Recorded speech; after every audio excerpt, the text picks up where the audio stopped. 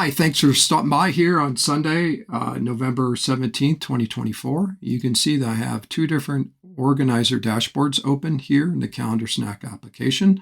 The one on the left here is for all NBA upcoming. There's still about 1,400 games loaded here in the data set and about 900 left in the season 994.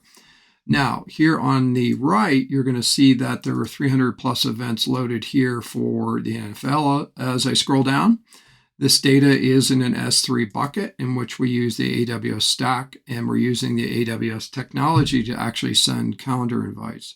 I won't get into that. Today's focus is on sending batch calendar invitations using the Calendar Snack visual engine here. Now, what I'm going to do here quickly is set up both of these. I'm going to go to send invites on both panels. And under send invites, I'm going to the VIP list engine. I'm going to load these up one at a time. What I'm doing is taking a text file. I'm loading it up here in the calendar send engine. And what I'm going to do is pick out a game each for the 17th. So I've picked out the Pacers here at the Miami Heat. And when I go over to the VIP list manager for bulk calendar invite sending, I'm picking out a list again. I can show you that list real quick. It's the same for the NFL and the NBA. I'm using a dummy test list of 11.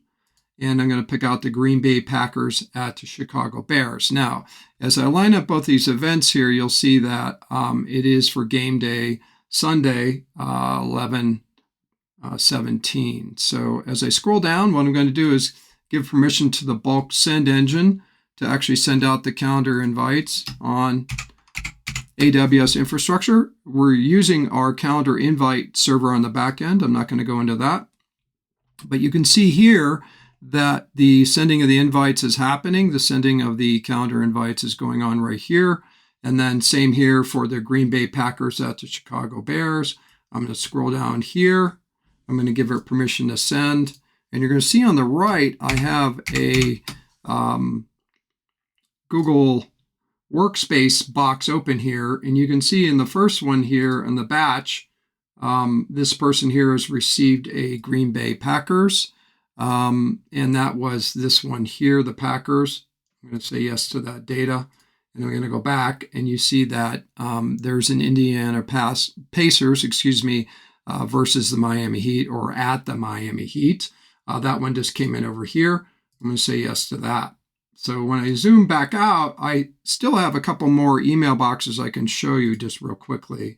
And you'll see that over here, I have a different email box I'm going to RSVP to. The importance of this is I am collecting the data sets here back in the Calendar Snack receipt engine in which we've built. And so if I go back up to these data sets and we just take a quick peek what's going on here with the report engine, we have a detailed reporting engine that actually gathers data specifically out of the S3 bucket for the calendar receipts. And anytime this data is updated, we're collecting the receipts.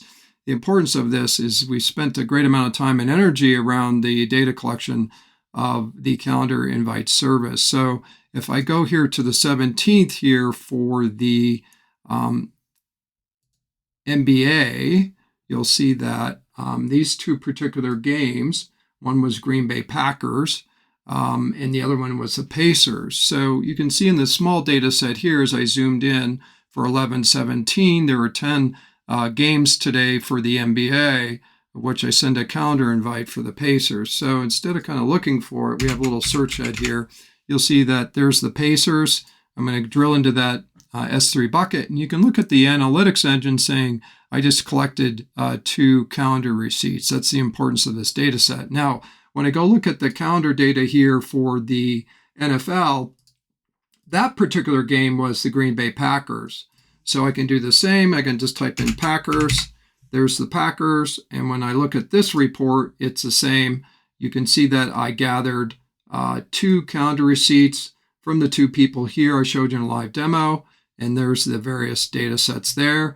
And then there's all the fine detailed event summary data here with the status, who was created by, and then the number of updates. In fact, if the data has been updated by the organizer, to actually update and send out new calendar invites based on the update engine. Now, the most important thing about this is the ability to actually look at the global master detail of all the data being collected for your customers downstream.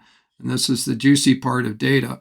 You can see that on the data registry here, we have an analytics engine collecting data as I move through it here for the NBA on the left, and I click here the NFL on the right.